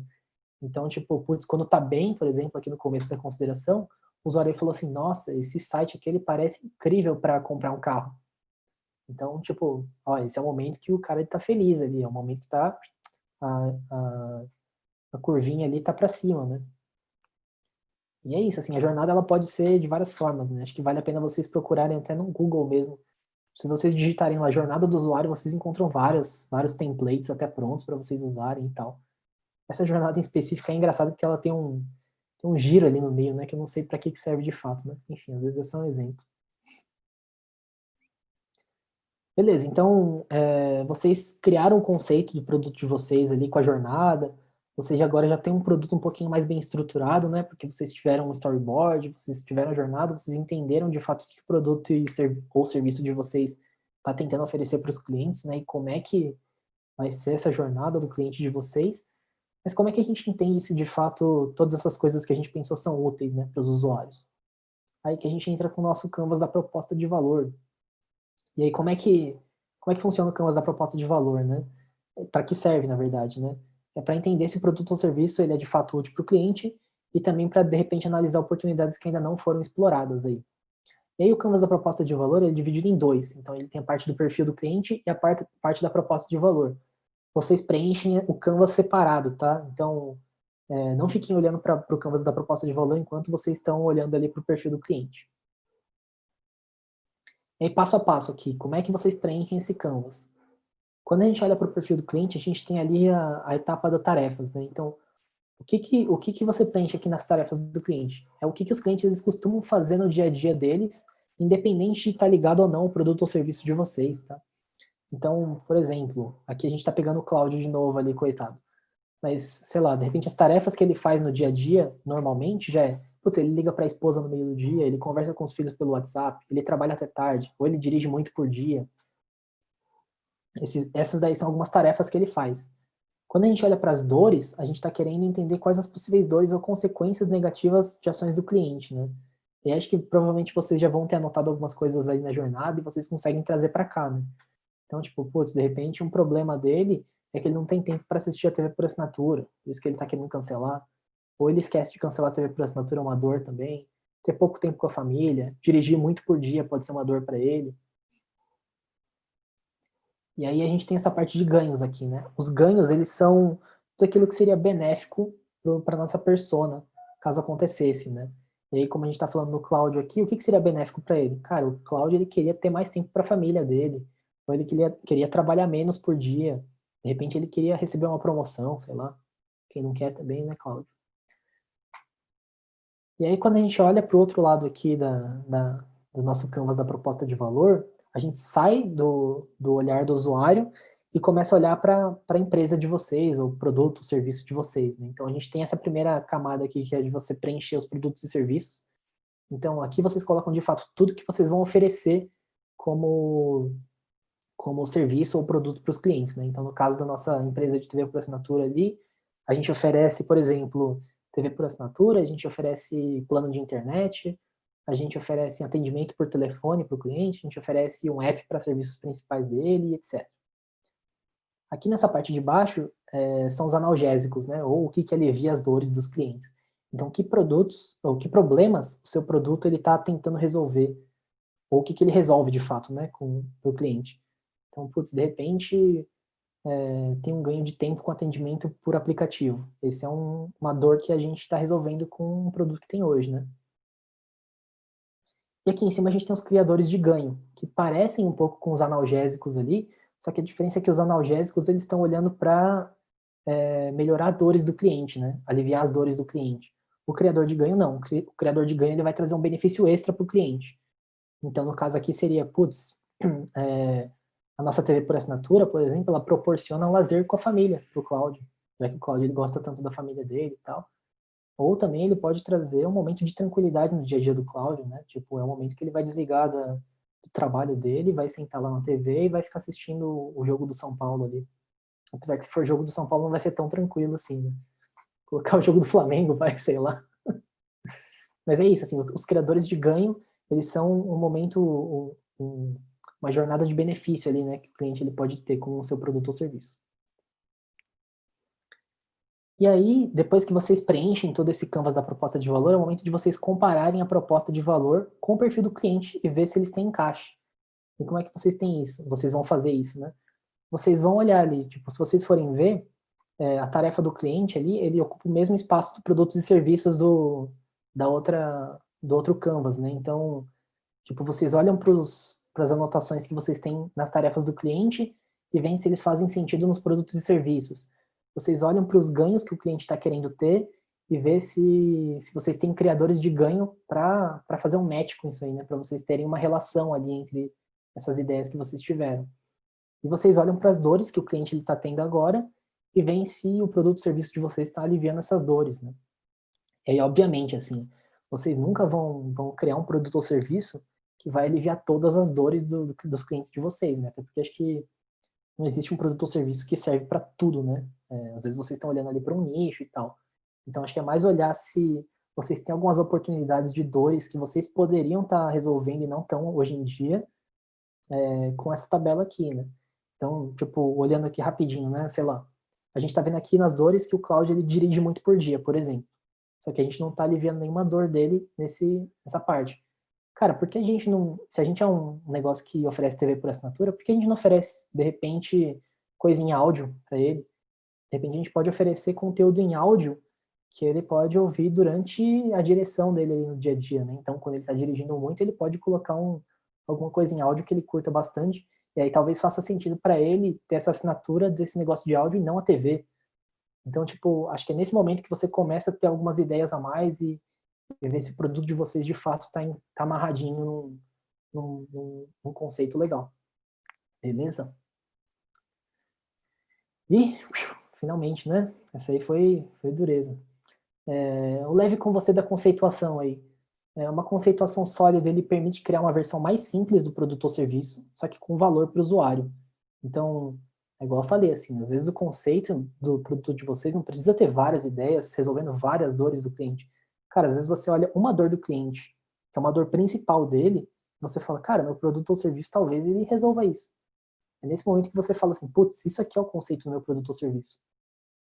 E também criar as jornadas dos personagens envolvidos ali no produto ou serviço pode trazer mais segurança sobre como atuar nesses momentos específicos ali dos pontos de contato, né? Então, quando você quebra ali a jornada em várias etapas, você consegue olhar de fato o que você está fazendo em cada momento da jornada do cliente e tal. Beleza, gente?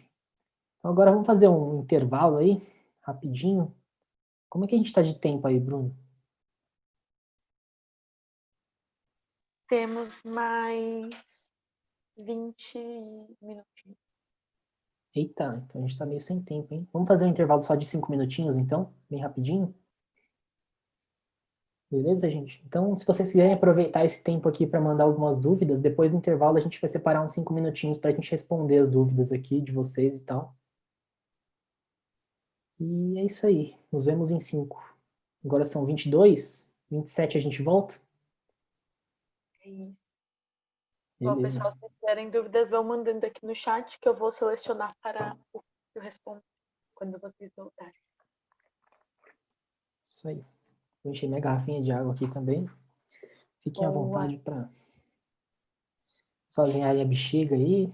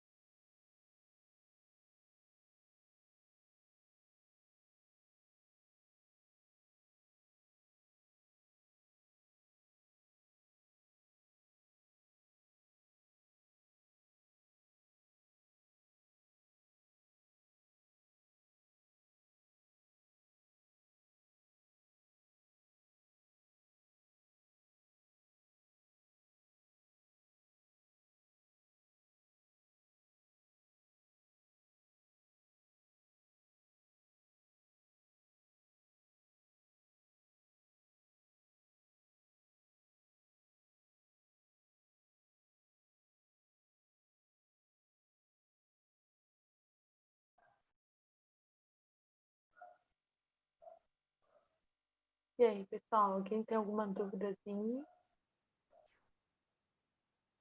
Eu lembro que alguém tinha mandado lá no comecinho, eu já vou ir lá retomar. Qual era? Aproveitem para tirar as dúvidas, porque isso tem tudo a ver com a entrega de vocês essa semana, hein? Então, se tiverem dúvidas aí sobre o Canvas, sobre ideação, sobre protótipo, este é o momento.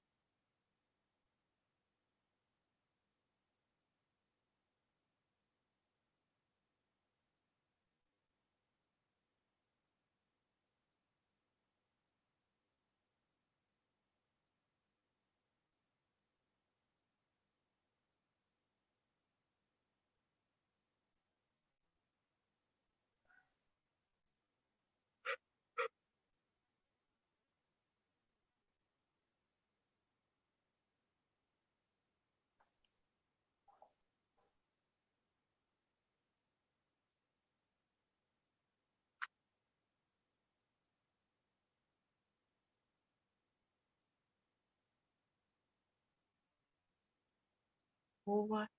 Vamos lá, se mais alguém tiver mais alguma perguntinha, aproveite aí o último minuto para mandar.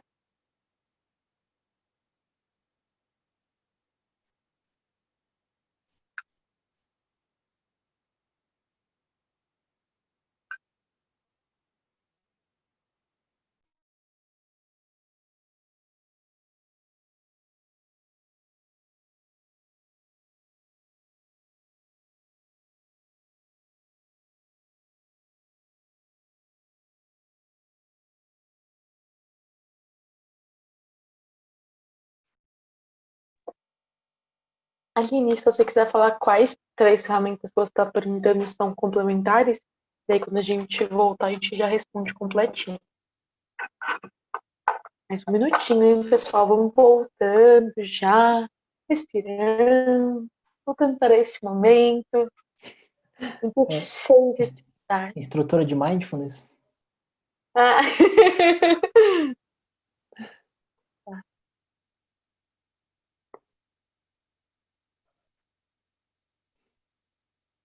Boa. Acho que a gente pode ir voltando, cara. Beleza. Aí, eu vou já passar a perguntinha que o Daniel tinha feito lá em cima, que era sobre o Zé Delivery. Ele perguntou um pouco quanto tempo tem, que ele se sente um pouco desmotivado quando vê grandes players assim, do mercado, como a Ambev, tendo a mesma ideia.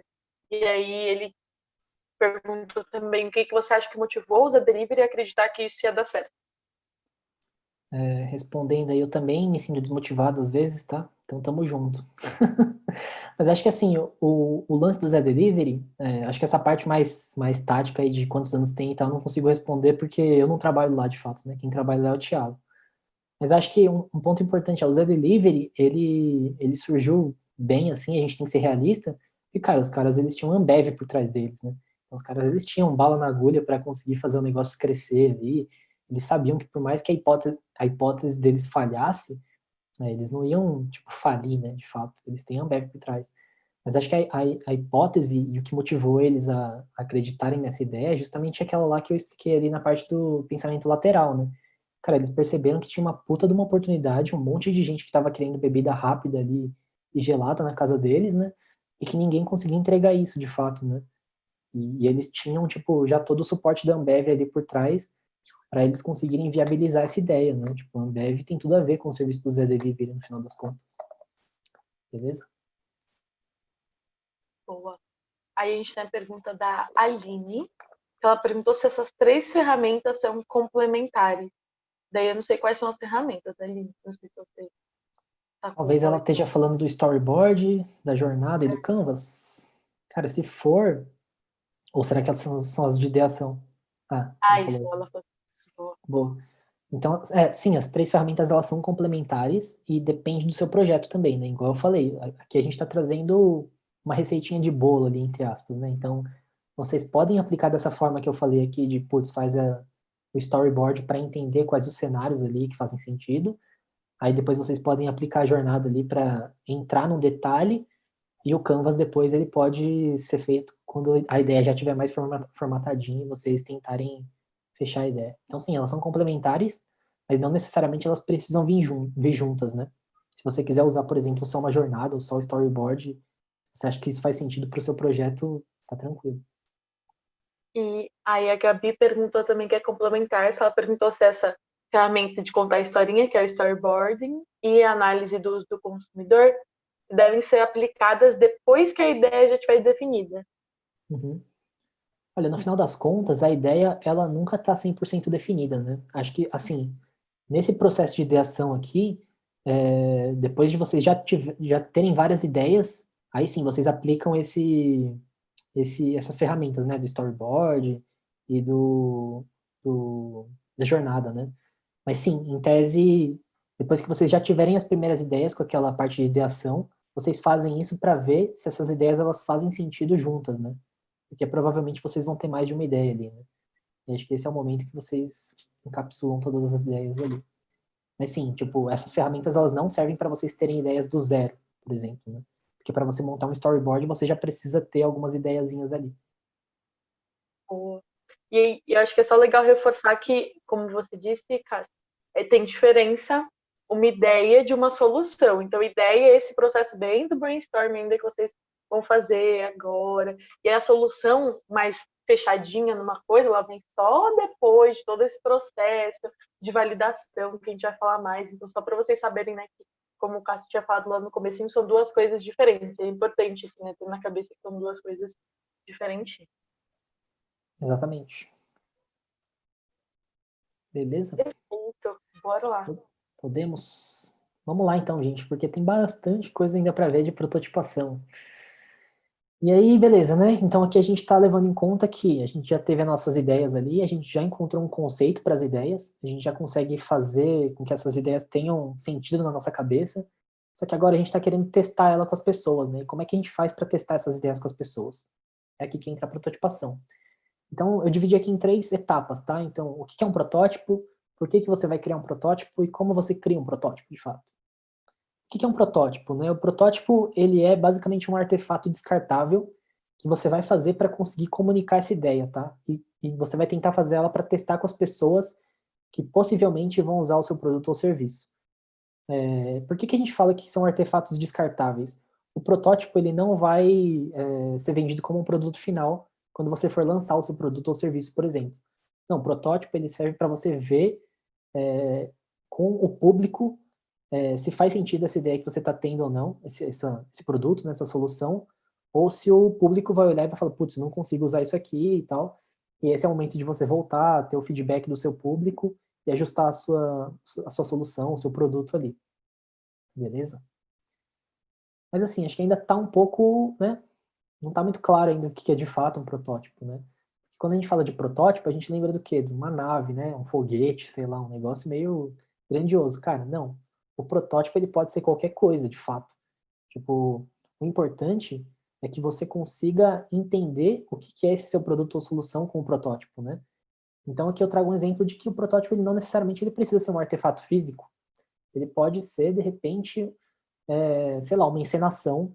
Ele pode ser uma historinha que você quer contar para alguém para ver se a ideia faz sentido. Isso também é um protótipo. Ele é tipo uma forma de você conseguir testar essa sua ideia, né? E aí um exemplo bem tático mesmo para vocês entenderem, tem esse trecho aqui do filme Fome de Poder. Não sei quem já assistiu daí, mas esse filme ele fala sobre o McDonald's, né? Então como que ele surgiu, como que ele cresceu, como se expandiu e tal, né? Entre nós aqui, o filme é basicamente como que os dois irmãos lá tiveram uma puta ideia de fazer o McDonald's e o cara lá roubou a ideia deles, né? Mas beleza. Essa cena aqui é legal porque ela fala sobre a construção da cozinha do McDonald's, né? O McDonald's ele surgiu para entregar hambúrguer rápido e gostoso, né, para as pessoas. Como é que você cria um hambúrguer rápido? Cara, você precisa ter uma cozinha muito funcional ali, que as pessoas elas façam as coisas no momento certo, na hora certa, tudo saia rápido. Tipo, por isso que você pede um Big Mac ali e dá 5 minutos o Big Mac tá pronto, né? Depende da unidade também, né? Mas geralmente é assim. E aí, nessa cena do filme é legal porque eles vão para uma quadra ali, eles desenham de giz no chão mesmo, eles chamam todos os funcionários que trabalham na cozinha deles para fingir que eles estão fazendo os serviços deles aí do dia a dia, né? Então, eles separaram ali os setores, então, tipo, tem a parte do hambúrguer, tem a parte que frita a batata ali, tem a parte que serve o refrigerante. Aí um dos irmãos lá que criaram o McDonald's, ele sobe nessa escada e fica olhando eles trabalharem de cima e fala assim, ó, agora vocês encenam como se vocês estivessem no dia a dia. Então, tipo, o cara da batata frita, ele vira pro lado, ele tenta fazer, ele finge que tá fritando uma batata frita, o chapeiro lá, ele finge que tá virando hambúrguer. E aí o cara que tá olhando de cima, ele vê, putz, o cara da batata frita, quando ele vira, ele, sei lá, quase bate no cara do refrigerante ali que tá separando. Então não faz sentido colocar junto. Ele vai, manda todo mundo sair, apaga tudo, risca de novo o chão do jeito que ele acha que faz sentido ali, de novo. E eles foram fazendo isso até eles conseguirem achar um funcionamento de cozinha perfeito. Agora vocês imaginam se, por exemplo, eles tivessem a primeira ideia e mandassem para um engenheiro projetar já de fato a cozinha. Quanto dinheiro eles não teriam gasto para na hora de aplicar de fato o processo eles falarem, puta, não está funcionando essa cozinha aqui. E, tipo, a gente já gastou muito dinheiro com a cozinha. Agora, tipo, eles fizeram um protótipo ali, com um giz de cera, sei lá. Eles já conseguiram ver o que funcionava ou não antes de sair gastando muito dinheiro, né? E aí um protótipo, ele não necessariamente ele precisa ser perfeito. O protótipo, ele tem que só passar a ideia do que você quer testar. Acho que esse exemplo do McDonald's já deu para perceber que ele não precisa ser perfeito de fato, né? Mas aí, por exemplo, eu trouxe uma maquete que eu fiz, eu não, né? Meu grupo na época fez. A gente estava querendo fazer um protótipo para mostrar um showroom de empreendimento imobiliário. Não sei se alguém já foi nesses showrooms assim que você vê apartamento e tal, né? Eu só visito lá para tomar as coisas de graça, né? Porque não vou olhar apartamento, não. Porque... Brincadeira. Mas nossa maquete aqui, ela foi feita justamente para a gente conseguir explicar a nossa jornada, né? A nossa jornada ali já era uma jornada que estava resumida e estava grande, né? Estava difícil de explicar. E a gente montou essa maquete com isopor, post-it, fita crepe, e a gente deixou os bonequinhos ali, eles soltos, né? Porque aí quando a gente vai explicar a nossa ideia, a gente vai andando com os bonequinhos de fato na maquete e vai explicando, né? Ó, tipo, aqui, quando o cara faz isso, vai acontecer isso, isso e isso e tal. Isso aí ajuda a explicar a ideia, né? O protótipo, ele tangibilizou isso. E, cara, tá longe de ser perfeito isso aqui, né? Tipo, as aparas tudo solta ali e tal, mas o importante é passar a ideia. Por que você cria um protótipo, né? O protótipo ele vai ajudar a tangibilizar essa solução criada. Então fica mais fácil de você receber feedbacks e ter ideias para melhorar o produto ou serviço no futuro, né? Acho que no final das contas é isso. Você conseguir ter feedback valioso, ele serve, porque às vezes é difícil você conseguir explicar uma ideia que você está na cabeça, né, de um produto ou serviço. Só que se você mostra, fica muito mais fácil, né, para a pessoa pitacar em cima do que você está mostrando ali. E os protótipos, eles servem para falhar rápido, de forma barata, né? E para a gente aprender com esses erros aí. Então, esse aqui foi um teste de usabilidade que eu fiz também, acho que em 2017, 17, eu acho. Que a gente estava fazendo um teste para um aplicativo de treinar pessoas que trabalhavam em caixa de mercado, em telemarketing, esse tipo de coisa, né? Então, a gente queria ver se o aplicativo ele fazia sentido. Cara, a gente fez olha a fidelidade desse teste aí, um papel riscado no celular. A gente via como as pessoas tentavam interagir. A gente percebeu, por exemplo, que ninguém conseguia achar um botão jogar ali, então a gente teve que fazer um botão jogar grandão. Imagina se a gente manda para o desenvolvedor fazer, putz, ia dar um trabalhão para a gente perceber que estava falhando, né? Então, essa foi uma forma da gente detectar esses erros rápidos. E os protótipos, eles ajudam a equipe a tirar eventuais dúvidas e descobrir coisas novas sobre uma ideia, né? Então, por exemplo, esse aqui é um case muito famoso da Ideal, que é uma consultoria de design. Talvez muitos de vocês já tenham visto esse vídeo, porque todos os cursos eles passam esse vídeo aqui. Mas eles projetaram um carrinho de supermercado novo, de uma forma diferente. Então, esse projeto aqui de 99, para vocês terem uma ideia, até hoje eu quero ter esse carrinho de supermercado no mercado aqui do bairro. Que é tipo, o carrinho de mercado ele consegue sair ali, né? Tipo, você não precisa ficar andando com ele para todos os setores da loja, você consegue passar no caixa ali no próprio carrinho e tal, é muito bom. E aí eles levaram para o mercado de fato para testar se fazia sentido a locomoção ali e tal. Então, eles tiveram feedback ali na hora, né, praticamente. Como é que se cria um protótipo, né? Então não tem um jeito certo ou errado de você criar um protótipo, né? Acho que isso é importante que você tenha em mente. Aqui a gente vai mostrar um passo a passo, né? Mas como tudo no design thinking, tipo, aprende as ferramentas e muda elas depois. Então o primeiro passo é você definir as principais dúvidas da equipe em relação à solução a ser prototipada. E aí quando a gente fala de principais dúvidas, né? Só voltando rapidinho, é tipo, o que você está querendo entender quando você faz esse protótipo, né? Tipo, o que você acha que não vai funcionar, talvez, ou o que você queria de feedback dos seus usuários ali para montar esse protótipo. E aí, de repente, vocês podem usar até uma matriz CSD, que foi aquela ferramenta que vocês já usaram ali, de certezas, suposições e dúvidas, para vocês elencarem essas dúvidas que vocês têm em relação ao produto que vocês vão criar. Depois vocês podem decidir como é que é a melhor forma de prototipar a solução, e aí, na hora de decidir a forma, tipo, uma dica é você ser criativo mesmo. Então, você sabe o que você está querendo aprender, e é com isso que você vai endereçar, né, a forma. Então, por exemplo, eu estava num projeto uma semana atrás, eu acho, que eu vi um pessoal prototipando uma ideia nova que eles queriam testar com pessoas, né?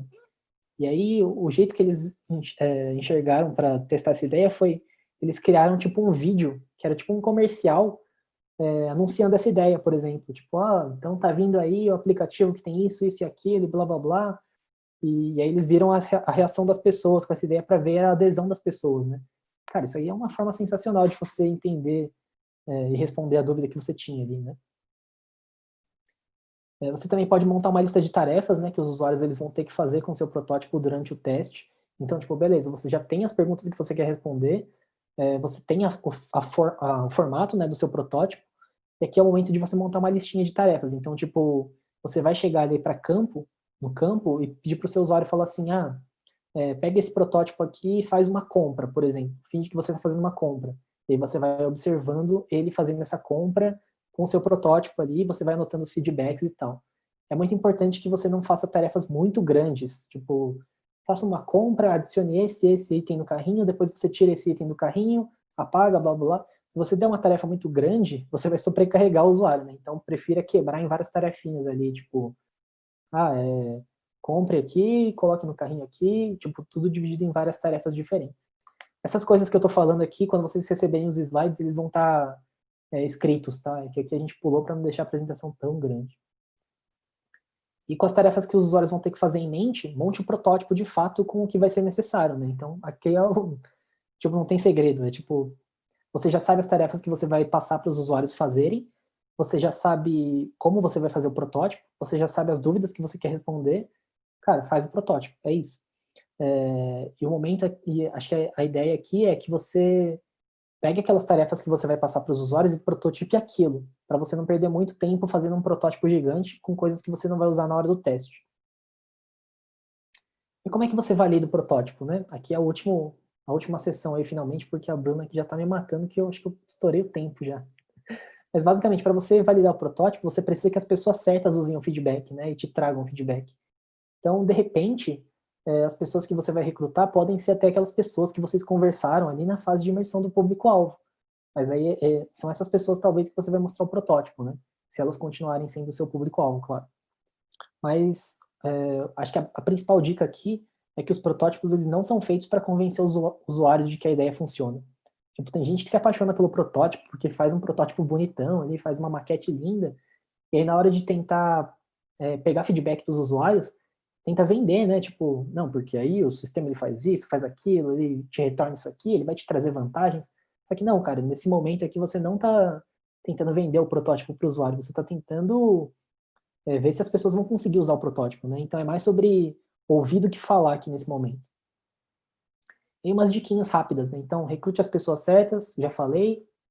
Tem um roteiro para realizar os testes, então tem ali certinho o que vocês vão falar para o usuário na hora, quais tarefas você vai pedir para esses usuários e tal. Grave o áudio e o vídeo dos testes, isso aqui é importantíssimo, porque tem coisas que você vai rever e ouvir de novo depois, que você não pegou na hora do teste ali, que são legais. E assim, tome cuidado com o material técnico de vocês também, porque, putz, o que já aconteceu comigo de perder gravação porque encheu o armazenamento do celular, cara, já me ligaram no meio de um teste, por exemplo, que eu estava gravando com o meu celular, e aí eu perdi a gravação no meio porque a ligação ela corta, tipo, se certifiquem dessas coisas e testem de fato os aparelhos de vocês antes de começarem a gravar áudio e vídeo. E peçam consentimento das pessoas também, né? Você vai gravar a pessoa na miúda ali, né? Por favor, peçam para eles que autorizem. Tentem conduzir o teste sem enviesar os feedbacks, então acho que isso tudo eu já falei bastante, né? Que não fiquem falando para a pessoa sobre o produto ou serviço. Não, deixa elas usarem ali o seu produto ou serviço e passem as tarefas que elas precisam fazer com eles para vocês anotarem esses feedbacks. E de preferência tem alguém para ajudar no teste, né? Dificilmente funciona um teste que você faz sozinho, tá? Porque, é igual eu falei, essas coisas técnicas, assim, esse tipo de coisa, geralmente você precisa de uma equipe, tá?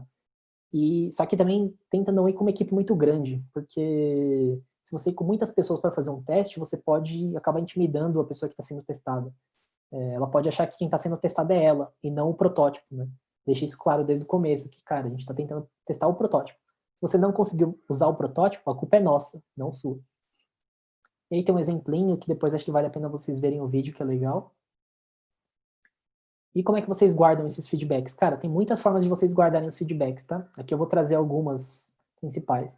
Vocês podem tabular as coisas, então esse aqui é um exemplo real, inclusive meu, que eu passei várias tarefas para as pessoas, e aí vocês veem que tem pessoas diferentes ali do lado, tem várias tarefinhas que elas fizeram. Então, putz, a gente percebe, por exemplo, que essa segunda tarefa aqui tá amarelinha, tem muita gente que não conseguiu fazer, então, pô, provavelmente tem alguma coisa errada com essa tarefa aqui, né? E foi aquele caso do jogar lá do botão que ninguém estava conseguindo encontrar e tal. Vocês podem fazer um questionário silencioso. Então, esse exemplo aqui é legal, por exemplo, porque a gente estava tentando testar o tom de voz de um aplicativo de meditação. Então, tipo, a gente gravou vários tons de voz, tipo, tom de voz masculino, feminino, mais agitado, mais calmo. E aí a gente, enquanto as pessoas ouviam a gravação, a gente dava esse questionário para elas preencherem em silêncio ali. Então, vocês acham que essa voz aqui ela foi mais afetuosa, foi mais fria, foi mais enérgica ou foi mais sonolenta? Eles foram fazendo essas réguas e a gente entendia o que a gente estava transmitindo com cada tom de voz. E aí a gente bateu se fazia sentido com a marca ou não e tal. Tem alguns insights legais assim que você consegue tirar com isso, né? Por exemplo, a gente percebeu que a voz feminina sorrindo, mas ela transmitia uma coisa mais afetuosa. Aliás, desculpa, o tom de voz mais rápido, né? Ele transmitia uma coisa mais afetuosa ali. E a gente foi tentar entender por quê, e a gente percebeu que é porque, tipo, lembrava a mãe deles, entendeu? Tipo, às vezes umas coisas dessas, assim, elas podem passar despercebidas se vocês não terem o jeito certo de coletar esses feedbacks. E vocês podem agrupar por temas também. Então, de repente, todas as observações que vocês fazem revendo os vídeos e áudios de vocês podem agrupar por temas depois para enxergar o todo e ver quais feedbacks fazem sentido ali para vocês melhorarem o protótipo, a ideia, o produto de vocês. E aí, o que vocês fazem com todos esses aprendizados de teste, né? Cara, aqui a gente tem uma etapa por etapa, né, do design thinking, que é imersão, ideação, conceito, protótipo, teste. Depois que você recebe o resultado de um teste, você pode voltar para qualquer uma dessas etapas. De repente, se você recebe um resultado muito ruim do seu teste e fala, cara, isso aqui não faz nenhum sentido com o público, você vai ter que voltar ali para a imersão, para conversar de novo com o público, para entender quais são as principais dores deles e tal. Às vezes é só uma coisa pequena do protótipo mesmo, então você pode voltar só para a parte do protótipo para modificar alguma coisinha e tal, e testar outra vez, até vocês estarem satisfeitos com isso. E, por fim, último slide aí, leve com vocês, né? Não tem um jeito certo de criar um protótipo, então entendam primeiro quais os objetivos da equipe de vocês, decidam qual o melhor formato para passar essa ideia na hora de montar esse protótipo. E cuidado para não se apaixonar pelo protótipo, né? Se apaixonem pelo problema que vocês estão tentando resolver. E não vendam um protótipo no teste com o cliente, né? No teste com o cliente, tentem falhar de fato. Não tentem falhar, né? Mas entendam que falhar é comum nesse tipo de teste. Beleza, gente? Acho que é isso. Muito obrigado aí para vocês.